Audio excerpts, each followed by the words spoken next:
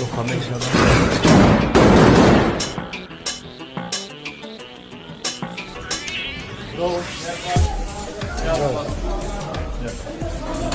רגע.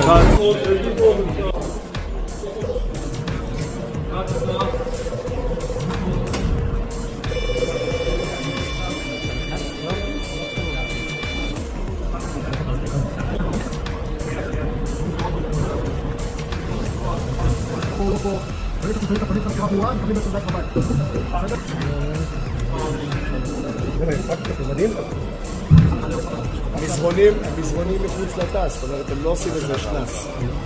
מה צהריים? מה שאתם רואים גם בצד ימין, תמונת האב החדשה. יכולים לראות כאן מה קורה לכל מי שמנסה לרצוח יהודים. הם צעקו, יטבח אל יהוד. קיבלו, יטבח אל מחבלים.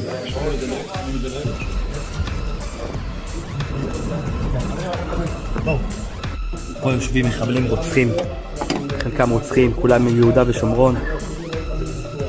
שימו לב איך כולם נרתעים עכשיו. זהו, לא לחתום. אלה רצו יטבח אל יהוד.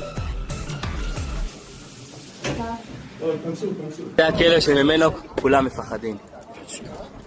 תגיד, כמה דם של מחבלים שתית היום?